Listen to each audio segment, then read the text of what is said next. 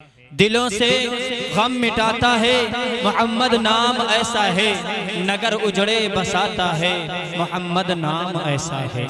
दिलों से गम मिटाता है मोहम्मद नाम ऐसा है, नगर उजड़े बसाता है मोहम्मद नाम ऐसा है। और कोई याकूब से पूछे, कोई याकूब से पूछे कि यूसुफ मिल गए कैसे, कोई याकूब से पूछे कि यूसुफ मिल गए कैसे।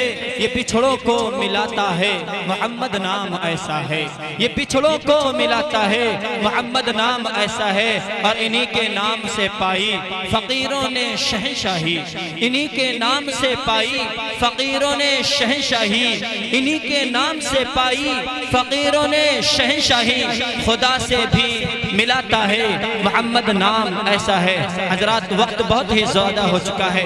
ऐसे वक्त में ऐसे शख्सियत को दावत स्टेट देना चाहूँगा जिनके दीदार के लिए हजारों निगाहें तशना काम रहती हैं, और कितने ही कान जिनके सुनने की आरज़ू रखते हैं, और कितनी ही ज़मीन जिनके कदम। अल्हम्दुलिल्लाह अल्हम्दुलिल्लाह नहमदुहु व नस्तईनुहु व नस्तगफिरुहु व नु'मिनु बिहि व नतवक्कलु अलैहि व नऊज़ु बिल्लाहि मिन शुरूरि अनफुसिना व मिन सय्यिआति अअमालिना। मन यहदिहिल्लाहु फला मुज़िल्ल लहु व मन युज़लिलहु फला हादिय लहु। वनशहदु अल्ला इलाहा इल्लल्लाहु वहदहु ला शरीका लहु वनशहदु अन्न सय्यिदना व नबिय्यना व हबीबना व शफीअना मुहम्मद सल्लल्लाहु अलैहि वसल्लम अब्दुहु व रसूलुहु।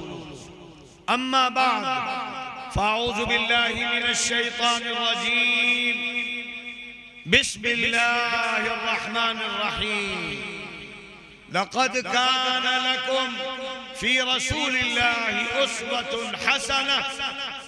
वक़ाल तआला वमा अर्सलनाका इल्ला रहमतल लिलआलमीन। वक़ाल तआला या अय्युहल्लज़ीना आमनू अतीउल्लाह व अतीउर रसूल व उलिल अम्रि मिनकुम। वक़ाल अल्लाहु तआला बिस्मिल्लाहिर रहमानिर रहीम। इक़रा बिस्मि रब्बिकल्लज़ी खलक़ खलक़ल इंसान मिन अलक़। इक़रा व रब्बुकल अकरम अल्लज़ी अल्लम बिल क़लम अल्लमल इंसान मा लम यअलम। सदक़ल्लाहुल अलीयुल अज़ीम। वक़ाल नबी सल्लल्लाहु अलैहि वसल्लम खैरुकुम मन तअल्लमल क़ुरआन व अल्लमहु। वक़ाल नबी सल्लल्लाहु अलैहि वसल्लम तलबुल इल्मी फरीज़तुन अला कुल्लि मुस्लिम औ कमा क़ाल सल्लल्लाहु अलैहि वसल्लम।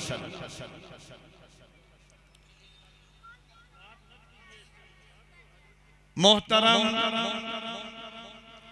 मदरसा मंबाउल उलूम के जिम्मेदार आला जनाब कारी अब्दुल वहीद साहब और यहाँ बैठे हुए असातिज़ाए किराम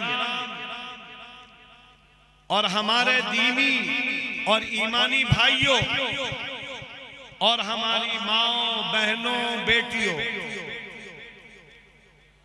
ये प्रोग्राम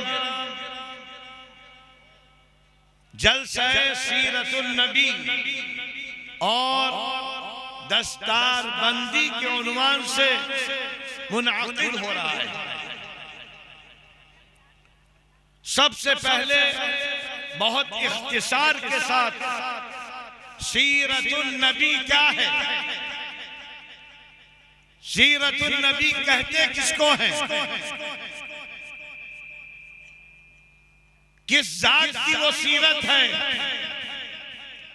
जिसके लिए सारी कायनात सजाई गई है। मक्का मुकर्रमा जो हजरत इब्राहिम हजरत इस्माइल ने आबाद किया था, वो इब्राहिम जिसकी गवाही कुरान ने दी है कि वो सबसे ज्यादा सरे तस्लीम खम करने वाला, अपनी गर्दन अल्लाह के सामने झुका देने वाला था, जिसने काबे की दीवारें बुलंद की और अल्लाह के हुक्म से अपने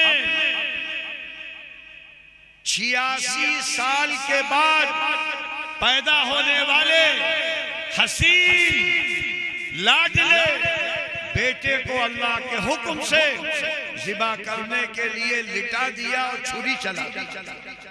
ये सारे वाक़यात हजरत इब्राहिम हजरत इस्माइल के हैं। आप सोचिए कि जब नबी की तालीमात को छोड़ा जाता है, नबी की सीरत को भुला दिया जाता है, तो तारीकी आने लगती है, जुल्मत होने लगती है। इसी तरह मक्का भी हजरत इब्राहिम हजरत इस्माइल के बाद तारीख होते होते होते इतना तारीख हो गया कि जो हज के आमाल की जगह थी वहां बुत नस्ब कर दिए गए। काबे के अंदर बुत हो गए, चारों तरफ बुत हो गए और सफा मरवा के ऊपर बुत हो गए। ये क्यों हुआ? इसलिए कि इब्राहिम और इस्माइल की तालीमात को छोड़ दिया गया। मक्का मरकज है, सबसे पहला घर जो अल्लाह ने दुनिया में कायम किया वो मक्के के अंदर है, जिसको काबा कहते हैं।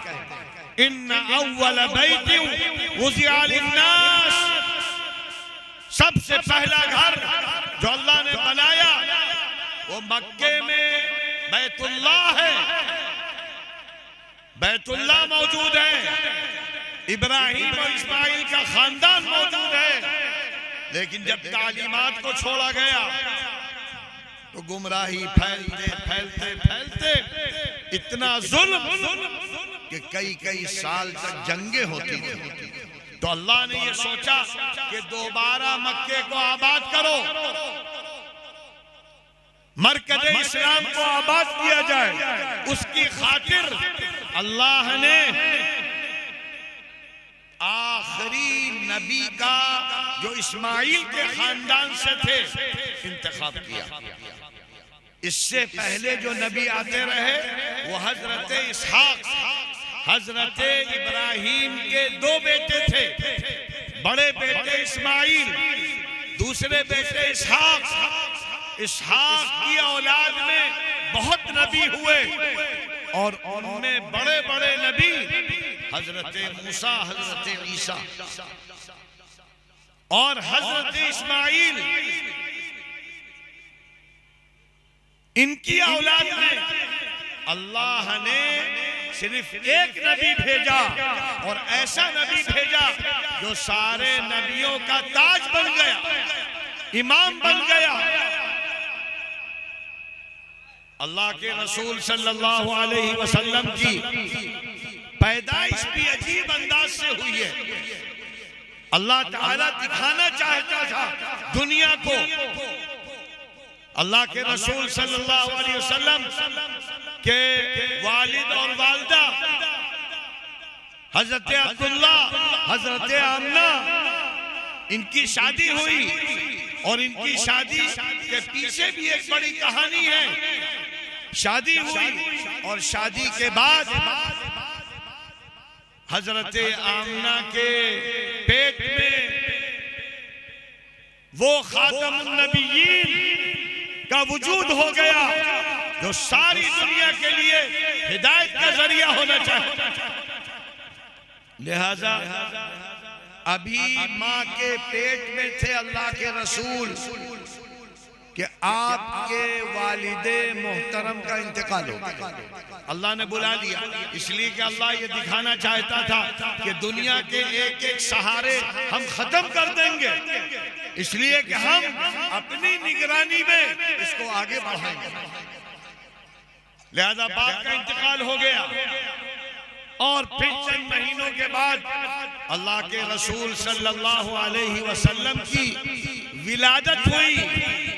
और जिस वक्त विलादत हुई है सुबह सादिक का वक्त था, दोशंबे का दिन सुबह सादिक का वक्त, उस वक्त आपकी विलादत हुई। और हजरत आमना फरमाती हैं कि जब आप पैदा हुए तो हमारे अंदर से लगा कि जैसे एक नूर निकल गया, और वो नूर ऐसा निकला कि उसकी रोशनी शाम बैतुल मक़दिस के महल्लात को रोशन कर दिया। और उसके बाद दादा को मालूम हुआ, अब्दुल मुत्तलिब को, कि आमना के यहाँ बच्चा पैदा हुआ है। खुशी खुशी गए और उसके बाद उसको गोद में लिया, काबे में लाए, और फिर उसके बाद अकीका किया और नाम मोहम्मद रखा। मोहम्मद। तो मक्के के लोगों ने कहा, ए अब्दुल मुत्तलिब, तुमने बड़ा नया नाम रखा है। कहा कि हाँ, ये वो बच्चा है जिसके बहुत गुण गाए जाएंगे, तारीफें की जाएंगी। मोहम्मद के माने है काबिले सताई। और फिर उसके बाद उनकी माँ ने, हजरत आमना ने अपने बेटे का नाम अहमद रखा। तो अल्लाह के रसूल मोहम्मद अहमद के नाम से जाने जाते थे, पुकारे जाते थे। और अरबों में ये भी दस्तूर था कि देहात की औरतें आती थी, बच्चों को ले जाती थी दूध पिलाने के लिए। लिहाजा सारी औरतें आई और बच्चों के बारे में मालूमात करने लगी। और मालदार जिनके माँ बाप दोनों थे, उनके बच्चों को सब ले जाने लगे। अल्लाह के रसूल को कोई नहीं ले रहा था, क्योंकि बाप नहीं है, तनख्वाह कम मिलेगी। ये इंसान की दुनिया की सोच है। यहां तक के हजरत हलीमा, जिनकी किस्मत जागनी थी, बहुत कमजोर, बहुत गरीब, घर बार भी कमजोर, जानवर भी कमजोर, जब उन्होंने देखा कि ये बच्चा है, कोई नहीं ले रहा, तो उन्होंने कहा कि हम इस बच्चे को लेते हैं। और फिर रिवायतों में आता है, हजरत दाई हलीमा ने जैसे ही उस बच्चे को अपने घर ले जाने के लिए गोद में लिया, तो कहती हैं कि हमारे अंदर मालूम होता था कि एक किरण लग गया है ताकत का, ताकत आ गई। कमजोर थी, भूखी थी, लेकिन ताकत आ गई। और जब जानवर पर बिठाला तो जानवर मरियल बेकार, वो भी दौड़ने लगे। यहाँ तक कि जब घर पहुंची हैं तो घर रोशन। ये सारी चीजें अल्लाह के रसूल सल्लल्लाहु अलैहि वसल्लम की विलादत से जाहिर हो गई। फिर हजरत दाई हलीमा के यहाँ अल्लाह के रसूल 2 साल रहे। वो लेकर वापस आई आमना के यहाँ। अल्लाह के रसूल की वालिदा हजरत आमना ने देखा कि बेटा बहुत शानदार, बहुत मजबूत, तो कहने लगी और इसको रख लो। तो हजरत हलीमा ने कहा ठीक है, बहुत अच्छा। फिर ले गई और 4 साल तक अल्लाह के रसूल सल्लल्लाहु अलैहि वसल्लम दाई हलीमा के घर में रहे। और इसी वक्त जब 4 साल के हो रहे थे, अचानक फरिश्ते आए और फरिश्तों ने आकर अल्लाह के रसूल को पकड़ा, लिटाया और सीना चाक कर दिया, कलेजा निकाला। और एक जन्नत का दश्त लेकर आए थे जिसमें आबे ज़मज़म था, उससे धोया और दिल को अंदर रखा सिया और चले गए। सारे बच्चे भागे हुए गए और दाई हलीमा से कहा, अरे आपका बेटा मार दिया गया। और भागी हुई आई, देखने लगी। जब देखा तो मालूम यह हुआ कि आप घबराए हुए बैठे। तो पूछा क्या हुआ? कहने लगे, दो लोग आए, हमको पकड़ा, सीना चाक किया, कलेजा निकाल कर धोया, फिर अंदर किया, चले गए। हजरत हलीमा समझी कि कोई दुश्मन है, हासिद हैं, जलन करने वाले हैं, तो चलो जल्दी से इनके माँ के हवाले। 4 साल के बाद अल्लाह के रसूल अपनी वालिदा के पास आ गए, वालिदा के साथ रहे। अभी 2 साल रहे थे कि 6 साल के हुए तो अल्लाह ने कहा कि ए आमना, तुम्हारा काम खत्म हो गया। बाप का काम खत्म हो गया जब माँ की पेट में आए। और 6 साल के बाद हजरत आमना भी बुला ली गई, अल्लाह के पास चली गई। अब अल्लाह के रसूल अकेले रह गए। तो दादा जो बहुत मोहब्बत करते थे, दादा अब्दुल मुत्तलिब, उन्होंने बिल्कुल अपने बच्चे की तरह पाला, अपने पास रखते थे, गोद में रखते थे, मजलिस में बिठाते थे, जबकि वो कौम के सरदार थे, लेकिन बहुत मोहब्बत करते थे। यहाँ तक के दादा ने फिर अपनी जेर सरपरस्ती 2 साल अपने पास रखा। यहाँ तक कि जब अल्लाह के रसूल 8 साल के हुए तो दादा को भी अल्लाह ने बुला लिया कि अब तुम्हारा भी काम खत्म। अब सगे चचा अबू तालिब, जो अब्दुल्ला के सगे भाई थे, उन्होंने कहा कि हम इसको रखेंगे, यह हमारा बच्चा है, हमारा बेटा है। उसके बाद से हजरत अबू तालिब ने तरबियत शुरू की, अपने पास रखते थे, अपने काम काजों में शरीक करते थे। यहाँ तक कि अल्लाह के रसूल सल्लल्लाहु अलैहि वसल्लम बढ़ते चले गए माशाअल्लाह। 13 साल के हुए जब नौजवान होने लगे तो अबू तालिब ने कहा कि अब इसको तिजारत सिखाओ, इसकी माइशत अच्छी हो, अपने पाँव पर खड़ा हो जाए। तो लिहाजा शाम के इलाके से तिजारत होती थी, मक्के में, मक्का शाम, वहाँ के लोग आते थे, यहाँ के लोग जाते थे। अबू तालिब लेकर अल्लाह के रसूल को गए। अभी शाम के रास्ते में थे, बुसरा एक जगह है, वहाँ पहुंचे, कयाम किया। और जब कयाम किया तो थोड़ी देर के बाद देखा कि एक बहुत बड़ा इबादत गुजार राहिब वो खेमे के अंदर आया और कहने लगा कि ये जो बच्चा है इसका जिम्मेदार कौन है? तो लोगों ने कहा अबू तालिब है, ये फला बैठे हुए हैं। तो उसने कहा कि अबू तालिब, जब ये बच्चा और तुम्हारा काफिला आ रहा था तो हमने देखा कि दरख्त, पत्थर सजदा कर रहे हैं, झुके हुए, और ये बच्चा आइंदा नबी बनाया जाने वाला है, इसलिए इसको शाम ना ले जाओ वरना वहां के यहूदी खत्म कर देंगे, हसद में मार देंगे। इस तरह अल्लाह के रसूल वहां से वापस हो गए। अबू तालिब ने कहा कि भाई तुम जाओ वरना हादसा न पेश आ जाए। और वो बहुत बड़ा राहिब कभी निकलता नहीं था, वो फिर चला गया अपने यहाँ। इस तरीके से 13 साल की उम्र में आपकी नबुव्वत जो तौरात और इंजील में आई है उसकी गवाही एक राहिब ने उसका ऐलान किया। और फिर उसके बाद अबू तालिब के साथ, अबू तालिब के कामों में अल्लाह के रसूल लगे रहे, बेटे की तरह कारोबार भी करते रहे, बकरियां चराते रहे, छोटे मोटे काम करते रहे। यहाँ तक के जब आप 24 साल और 25 साल के हो रहे थे तो आपका शोहरा हो गया था अल अमीन अस्सादिक, अल अमीन सबसे सच्चा और सबसे ज्यादा अमानतदार। आपने बहुत सी तिजारत की, यहाँ तक के मक्के की सबसे ज्यादा शरीफ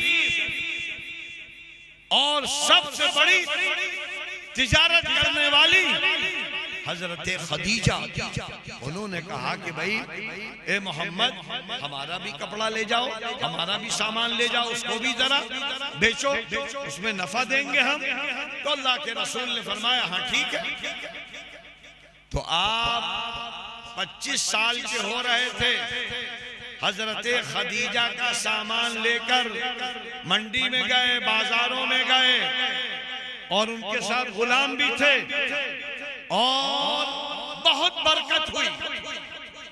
जिस अमानतदारी के साथ, सच्चाई के साथ आपने कारोबार किया, और जब वापस आए तो हजरत खदीजा के गुलामों ने बतलाया कि तो बहुत ही बाबरकत, चंद दिनों में बहुत नफा हुआ। हजरत खदीजा के दिल में आपकी मोहब्बत घुस गई। जबकि हजरत खदीजा शादीशुदा थी और उनके शौहर का इंतकाल हो गया था, आल औलाद वाली थी, बड़े बड़े रिश्ते आते थे, बहुत मालदार, लेकिन कहती थी नहीं, शादी नहीं करेगी। लेकिन जब अल्लाह के रसूल के अखलाक देखे, आपकी बरकतें देखी, तो खुद पैगाम भेजा कि हम तुमसे शादी करना चाहते हैं। हजरत अबू तालिब को मालूम हुआ, वो तैयार हो गए कि शरीफ औरत है, मालदार औरत है, अच्छा माहौल है, तो उन्होंने रिश्ता कबूल कर लिया। यहाँ तक कि अल्लाह के रसूल सल्लल्लाहु अलैहि वसल्लम की पहली शादी उस वक्त हुई जब अल्लाह के रसूल 25 साल के थे और हजरत खदीजा 40 साल की थी। ये पहली शादी है अल्लाह के रसूल की। अब इज़्दिवाजी जिंदगी गुजरी शुरू हुई, घरेलू जिंदगी, और अल्लाह ने उसके जरिए औलाद भी अता फरमाई।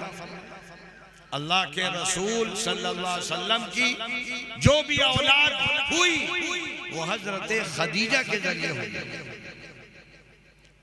2 बेटे हुए, एक बेटे का नाम कासिम, दूसरे बेटे का नाम अब्दुल्ला। अल्लाह ने आपको 2 बेटे दिए, एक कासिम बड़ा और अब्दुल्ला उससे छोटे, और अल्लाह ने 4 बेटियां दी। बड़ी बेटी हजरत ज़ैनब, दूसरी बेटी रुकैया, तीसरी बेटी उम्मे कुलसूम, और चौथी बेटी ज़ैनब फातिमतुज़ ज़हरा, हजरत फातिमा फातिमतुज़ ज़हरा। ये 4 बेटियां, ज़ैनब, रुकैया, उम्मे कुलसूम और फातिमा। ये 6 बच्चे आपके हजरत खदीजा के जरिए हुए, और एक और आपके बेटे हुए जो आपकी बांदी हजरत मारिया के जरिए हुए, उनका नाम इब्राहिम रखा गया। ये 3 बेटे तो बहुत जल्दी इंतकाल कर गए बचपन में ही, बेटियों ने उम्र पाई। ये आपका खानदान था, ज्यादा आप बड़े होते चले गए, यहाँ तक कि 35 साल के हुए, 40 साल के हुए। जब 40 साल के होने वाले थे तो आपके अंदर बहुत बेचैनी, इतनी बेचैनी कि क्या हो रहा है मक्के में, शिर्क, बुत परस्ती, बुराइयां, जुल्म, कत्ल, गारतगरी, आप तड़पते थे। इसी तड़प में आप गारों में जाते थे, बयाबानों में जाते थे, तन्हाइयों में जाते थे, और अल्लाह से कहते थे अल्लाह हिदायत उतार दे, अल्लाह हिदायत उतार दे। इसी तरह आप 40 साल के हुए, आप गारे हिरा में थे। जो लोग भी उम्रे पे गए हैं, हज पे गए हैं, गारे हिरा देखा होगा उन्होंने। गारे हिरा में थे, रात में तन्हाई में इबादत कर रहे थे कि अचानक कोई अंदर आ गया। अचानक रात में तन्हाई में कोई अंदर आ जाए, और उसने आते ही न सलाम, न कलाम, न दुआ, न खैरियत।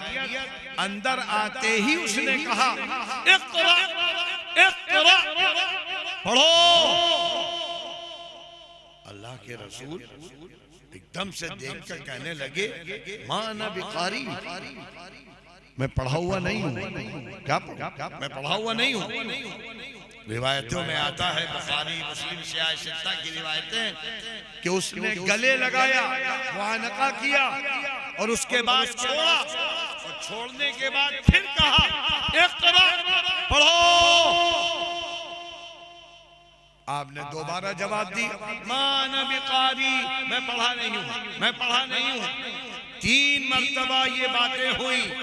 चौथी मर्तबा उसने कहा इक़रा बिस्मि रब्बिकल लज़ी खलक़, खलक़ल इंसान मिन अलक़, इक़रा व रब्बुकल अकरम अल्लज़ी अल्लम बिल क़लम, अल्लमल इंसान मा लम यअलम।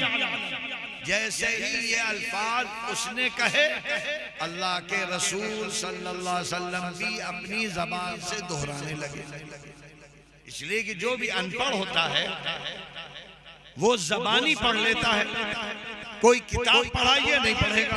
तो हाफिज इब्न हजर ने बाकायदा लिखा है फतहुल बारी में कि वो एक मखमल के टुकड़े पर ये आयतें लिखी हुई थी और कहता था पढ़ो पढ़ो पढ़ो, और आपने फरमाया मैं पढ़ा हुआ नहीं।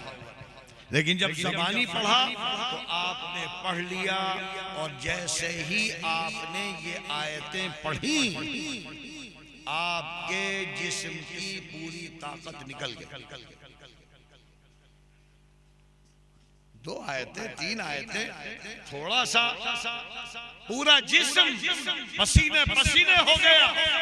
आप किसी तरह गार से उतरे, आहिस्ता आहिस्ता घर गए, और इतनी भी ताकत नहीं थी कि चादर ले लेते, बीवी से बात कर लेते, फौरन लेट गए और आवाज दी ज़म्मिलूनी ज़म्मिलूनी, अरे कमली उठाओ कमली उठाओ।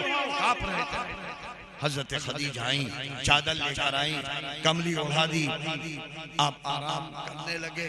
थोड़ी देर के बाद जब वो कैफियत खत्म हुई तो हजरत खदीजा ने कहा क्या हो गया, आपको क्या हो गया? तो आपने पूरा वाकया बतलाया, हम गार में थे, हमारे साथ ऐसा ऐसा हुआ।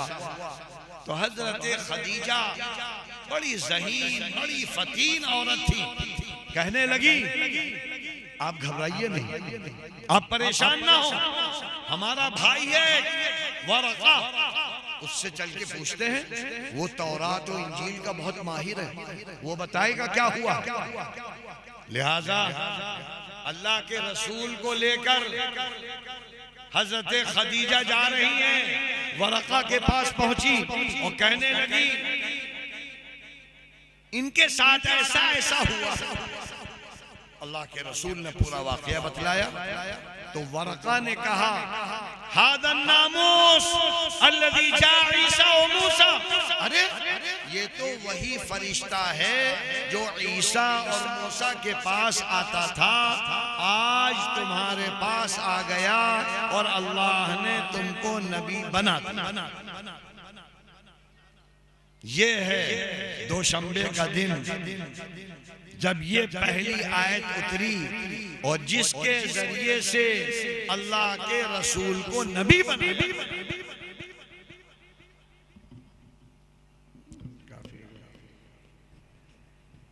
अल्लाह के रसूल को नबी बनाया गया।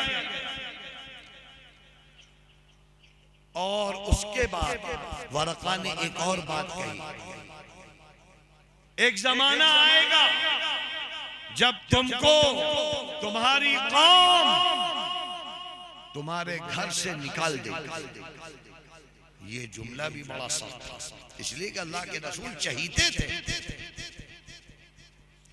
आपने फरमाया अवा मुखरिजिय्यहुम, हमको निकालेंगे?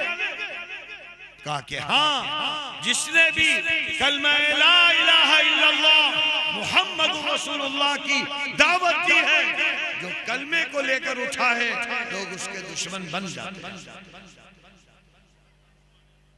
तो उस वक्त भी हजरत खदीजा ने बड़ी अहम बात कही ला युखज़ीक अल्लाह अबदन, अल्लाह आपको कभी जलील नहीं करेगा। क्यों? इन्नका लतसिलुर रहिम व तहमिलुल कल्ब व तक्सिबुल मअदूम व तुईनु अला नवाइबिल हक।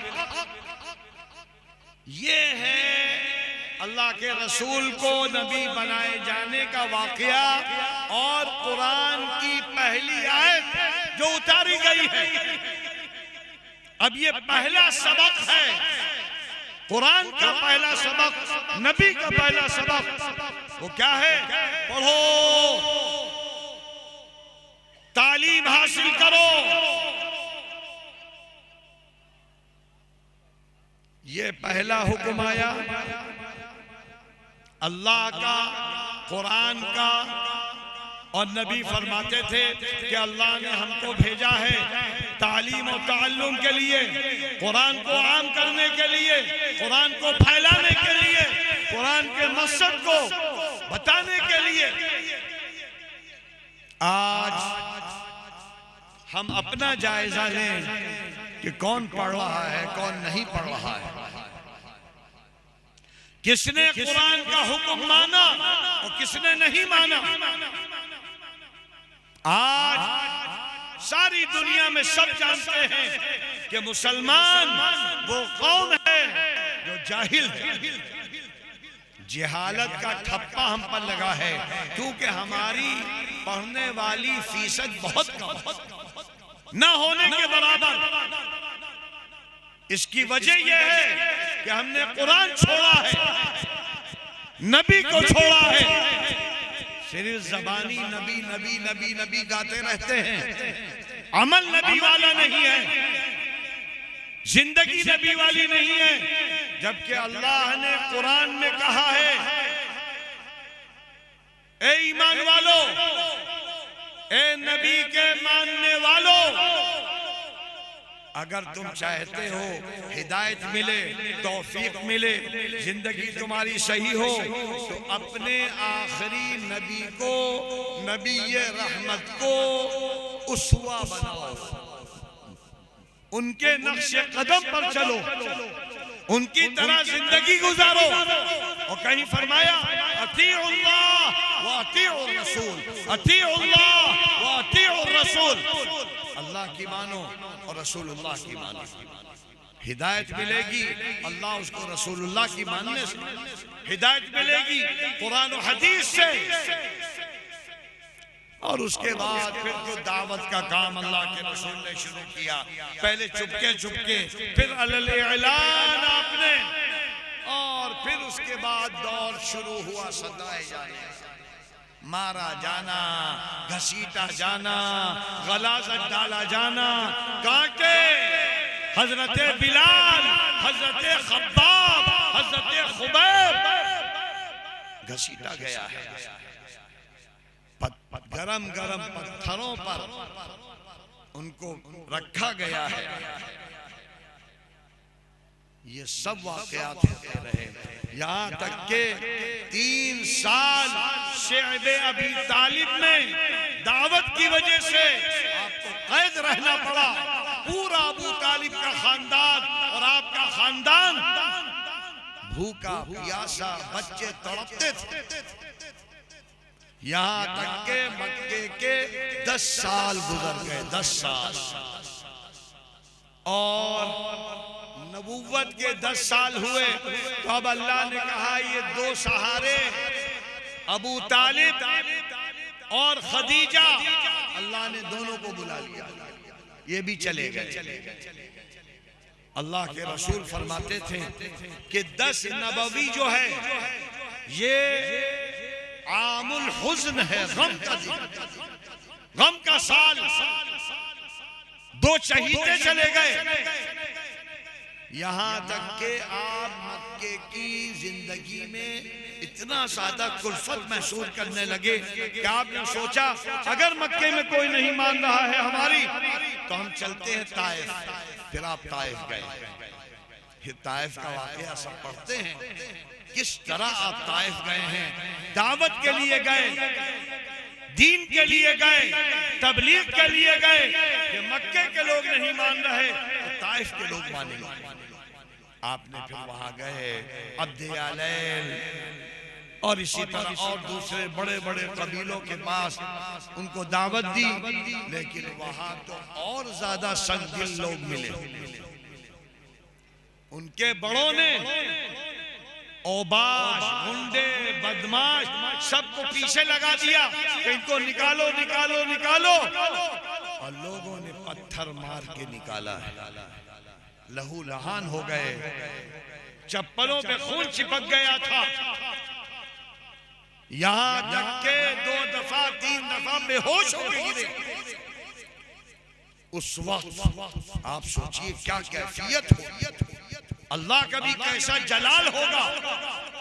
अल्लाह ने जिब्राइल से कहा कि जाओ, हमारे लाडले को बहुत मारा गया है, बहुत सताया गया है, ये 2 फरिश्ते ले जाओ, ये पहाड़ों के फरिश्ते हैं, और कहना मोहम्मद से कि अल्लाह ने भेजा है, आप अगर हुक्म दे दें तो पूरे ताइफ के लोगों को 2 पहाड़ों के बीच में करके कीमा बना दिया जाए, खत्म सब।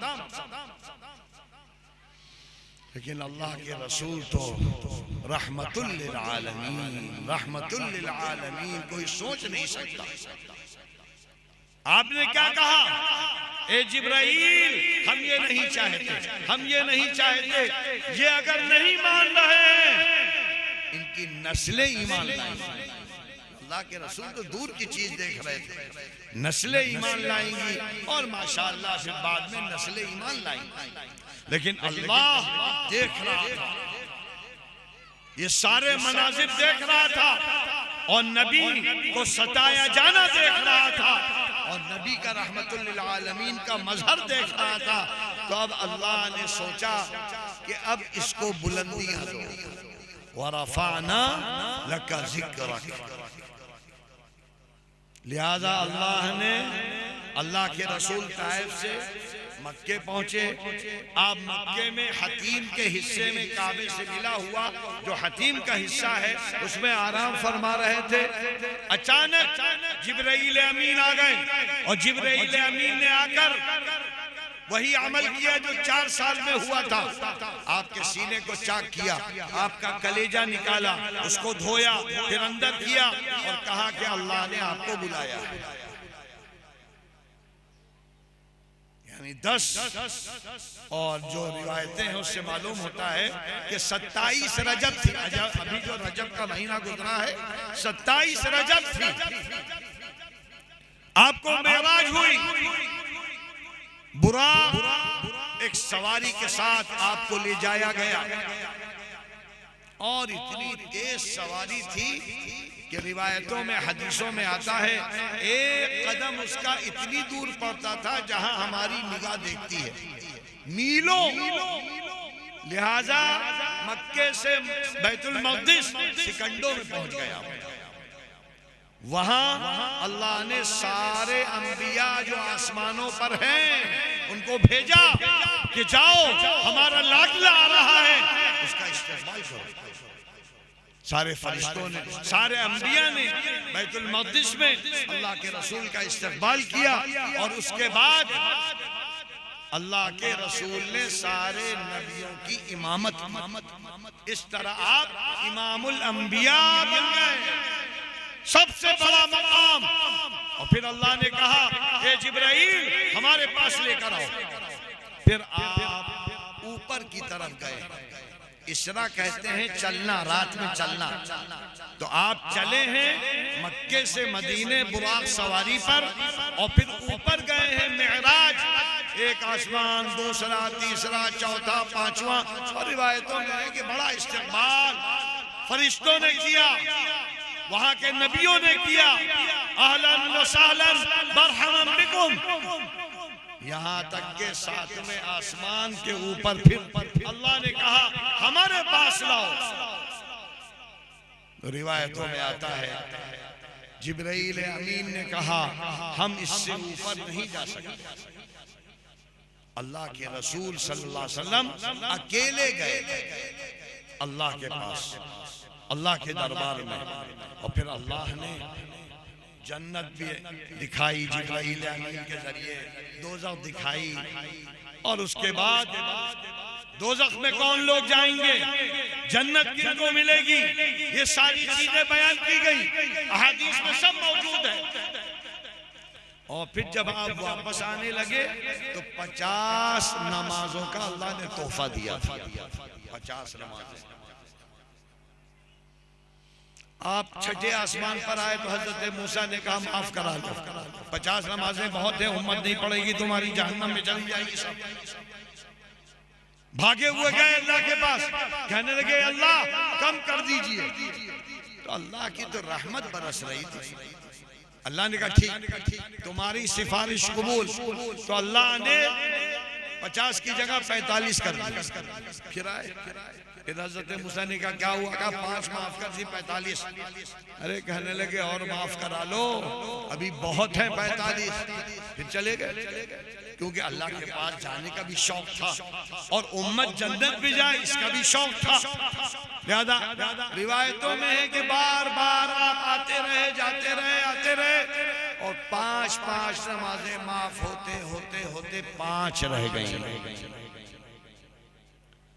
अब 5 लेकर आए, हजरत मूसा से मुलाकात, क्योंकि छठे आसमान पर वो बैठे हुए थे, इस्तिकबाल करते थे, बातें होती थी। तो कहा क्या हुआ, कहा 5 नमाजें रह गई। कहा माशाअल्लाह बहुत मुबारक, लेकिन और कम करा लो। क्यों भाई क्यों 5?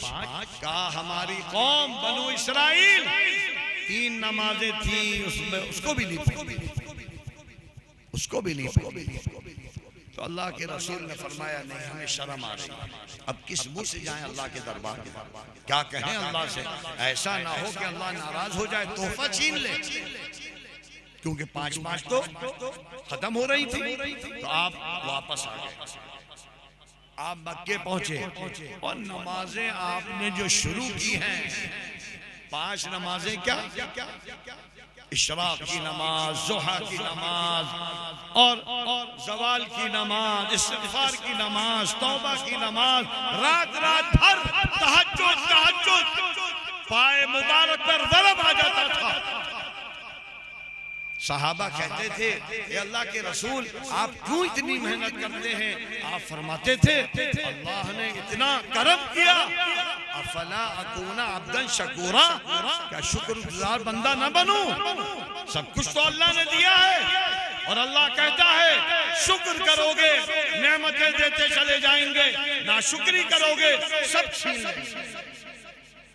तो ये है, इस तरीके से मेराज हुई, नमाज का तोहफा मिला, लिहाजा तालीम का तोहफा मिला। गारे हिरा में सबने तालीम छोड़ दी।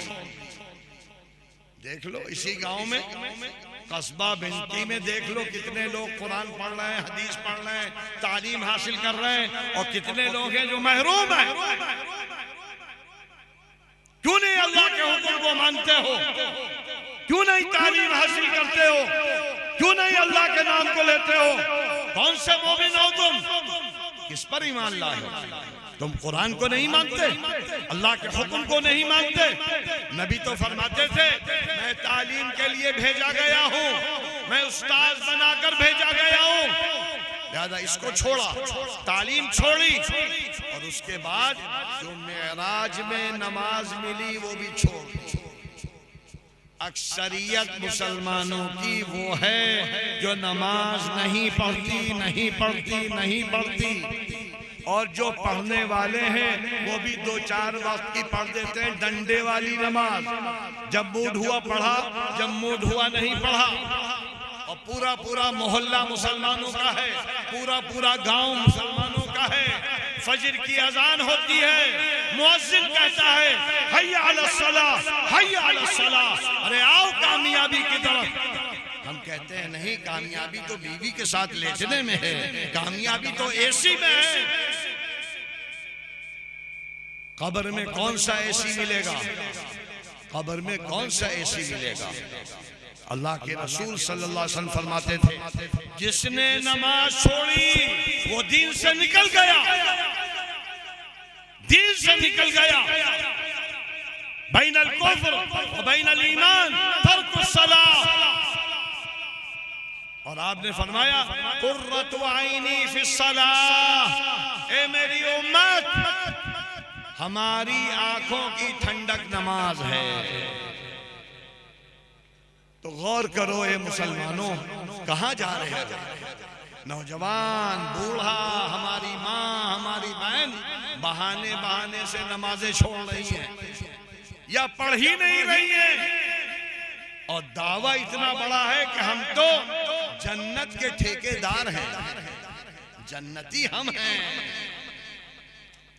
अल्लाह से डरो, अल्लाह की पकड़ से डरो। हम तो बिदअत में, खुराफात में, रस्म व रवाज में लग गए हैं। अभी आज 9 तारीख है, 9 तारीख के बाद 10, 11, 12 और 13 तारीख आएगी, जिसमें माह शाबान की 14वीं रात होगी, 15। इसमें आप देख लीजिए कि मुसलमान क्या क्या कर रहे हैं। अल्लाह के रसूल ने क्या किया, मुसलमान क्या कर रहे हैं। अहादीस हैं जो ज़ईफ दर्जे की हैं, लेकिन हदीस है कि अल्लाह के रसूल सल्लल्लाहु अलैहि वसल्लम एक मर्तबा 15 शाबान की रात में कब्रिस्तान गए थे। ये एक हदीस है, ज़ईफ है लेकिन है। एक मर्तबा गए थे, सहाबा को नहीं ले गए थे, अकेले गए थे। खदीजा भी नहीं गई थी, हजरत आयशा भी नहीं गई थी। हजरत खदीजा का तो इंतकाल हो गया था पहले, हजरत आयशा नहीं गई थी, अकेले गए। क्यों गए? जिब्राइल अमीन ने आकर कहा था, ये जो आज की रात है ये मग़फ़िरत की रात है, लिहाजा आप कब्रिस्तान में जो मुर्दा हैं उनके लिए मग़फ़िरत की दुआ मांगिए। इसलिए आप गए थे वहां।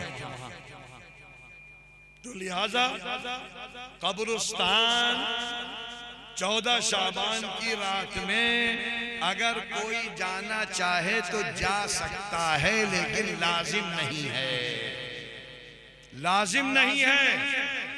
और कब्रिस्तान जाने का हुक्म क्यों है? अपनी मौत याद करो, कल तुमको भी यहीं डाला जाएगा, तुम्हारी औलाद फेंक देगी।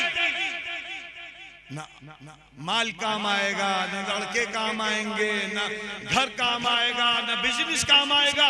सब छोड़कर एक गड्ढे में फेंक, उसको याद करने के लिए जाओ और इस्तिग़फ़ार, इस्तिग़फ़ार, इस्तिग़फ़ार, अल्लाह से मग़फ़िरत मांगो, कसरत से मग़फ़िरत मांगो, अपने लिए, मरहूमीन के लिए। तो ये 2 काम हैं रात के। कब्रिस्तान जाना चाहो तो जा सकते हो और खूब इस्तिग़फ़ार पढ़ो, दुआएं मांगो। और तीसरा काम ये है कि दिन में रोजा रखो, ये भी मुस्तहब है। इन 3 कामों के अलावा 15 शाबान की रात में दिन में और कोई काम है ही नहीं। लेकिन हम क्या कर रहे हैं? यहाँ बंदगी में क्या होता है अल्लाह जाने, बाकी तो दुनिया भर में खुराफात ही खुराफात। मेला ठेला लगा है। आप लखनऊ में आ जाओ, मस्जिदें सजी हैं, रोड सजाए जा रहे हैं, कब्रिस्तान में रोशनियां हैं, हलवा, और औरत और मर्द नाच रहे हैं, घूम रहे हैं। वो मौत को क्या याद करेंगे? मौत को भी उन्होंने दफन कर दिया वहीं पे कि हमें तो मौत आनी नहीं है, हमें तो अय्याशी करनी है, हमें तो नबी के खिलाफ करना है। जिस चीज से नबी ने मना किया था, फरमाया था कब्रों पे रोशनियां न करना, हलवा मादा न करना, लेकिन हम वही सब कर रहे हैं। सड़कों को सजा रहे हैं और हमारे दिल तारीख हैं। अल्लाह के रसूल ने फरमाया था दिल को सजाओ, सड़कों को साफ करो, रोशन न करो, साफ करो। सफाई अल्लाह को पसंद है, अल्लाह के रसूल को पसंद है, लेकिन दिल को नूरानी बनाओ। हर महीना बिदात खुराफात, अभी रजब गुजरा उसमें मालूम हुआ क्या हुआ, यहाँ से वहां तक कूंडे कूंडे बट रहे हैं, हलवे बट रहे हैं, मीठी खिचड़ी कहां से आई? अरे फला पीर साहब को बहुत पसंद थी मीठी खिचड़ी, किसी को मांडा, किसी को हलवा। और अल्लाह ने कहा था किसी को ना देखना, सिर्फ अल्लाह के रसूल को देखना, अल्लाह के रसूल को देखना, अल्लाह के रसूल की जिंदगी देखना। और हमारी माओ बहनों को चाहिए अल्लाह के रसूल के घर की औरतों को देखे। हजरत खदीजा, हजरत आयशा, हजरत उम्मे सलमा क्या करती थी,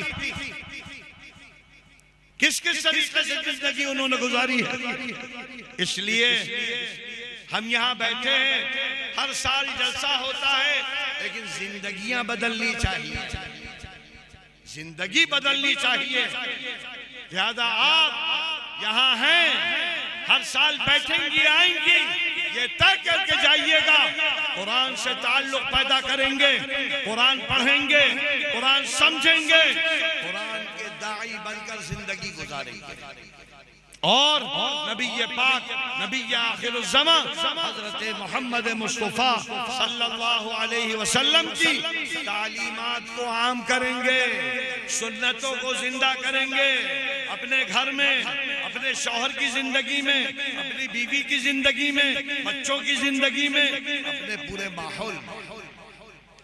अगर ये सोचते हुए, ये इरादा करते हुए आप लोग यहाँ से जाएंगी तो ये जलसा बाइसे खैर बनेगा, बाइसे बरकत बनेगा, कल क़यामत के दिन आपके लिए नजात का जरिया बनेगा।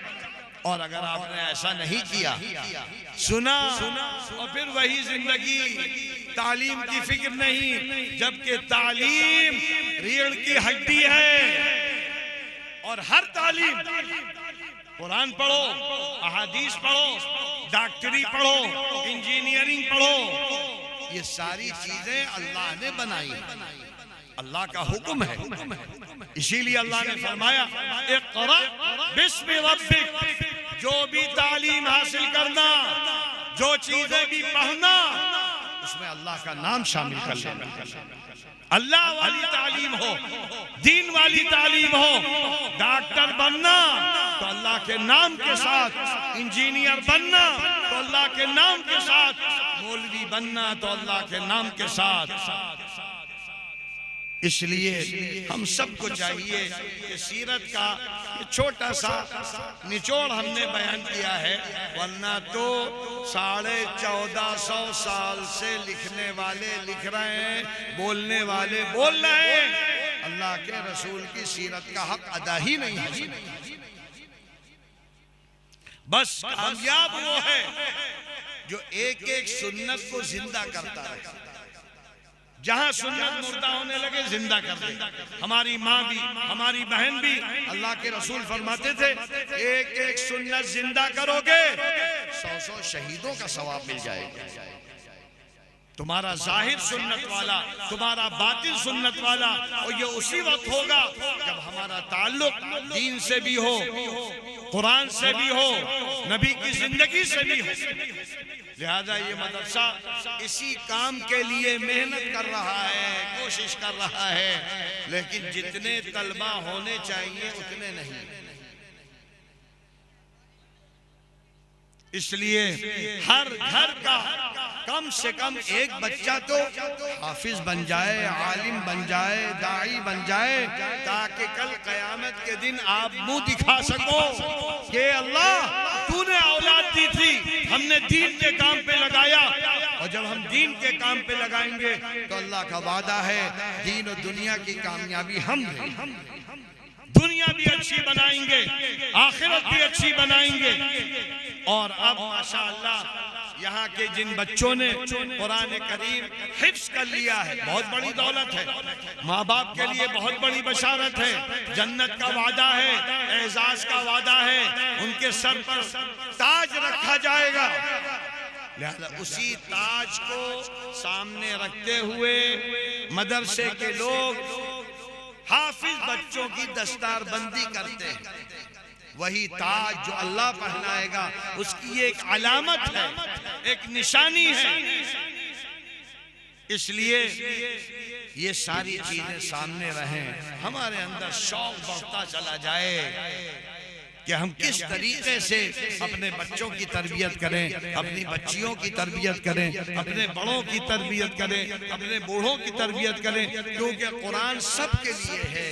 अल्लाह के रसूल के सामने हजरत अबू बकर, हजरत उमर, हजरत उस्मान और उनकी आल औलाद दोनों बैठकर पढ़ते थे।